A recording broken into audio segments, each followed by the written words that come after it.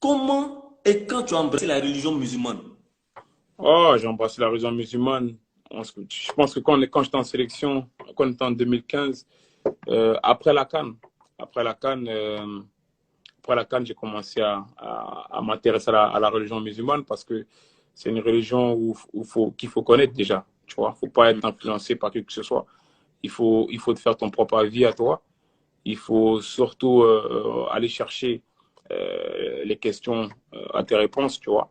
Faut pas suivre, on va dire, des gens parce que tu les vois en train de prier tous les jours, tu vois. Ça c'est l'erreur que beaucoup de convertis font, tu vois.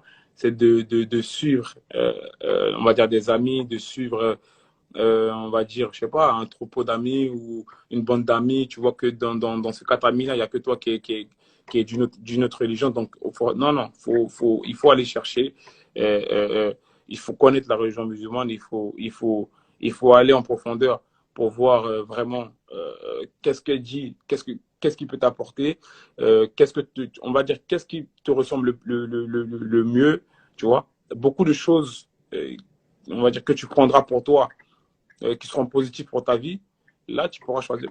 Là, tu pourras avoir le choix. Mais moi, franchement, j'ai pris le temps de bien connaître cette religion-là. J'ai pris le temps de bien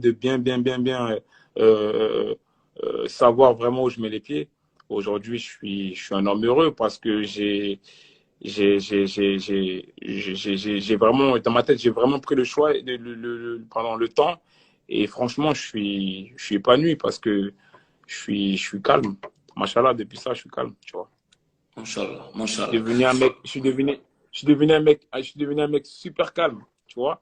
Pourtant, avant, j'étais avec mes amis, tout ça. Des fois, bon, on aimait bien tout ce qui bouge, tu vois. Et depuis que je suis dans cette religion-là, depuis que j'ai embrassé cette religion-là, je suis devenu super. Je suis devenu un mec, on va dire, plus réfléchi et plus calme et qui essaie d'accomplir des projets, d'aider les gens avec beaucoup de choses positives. Donc, non, non, franchement, c'est un truc ce truc-là qui m'est arrivé, je pense que c'est l'une des plus belles choses de ma vie. Aurier est un homme engagé dans le foot. Aurier est un homme engagé en dehors du foot. Si oui, mais pour quelle cause?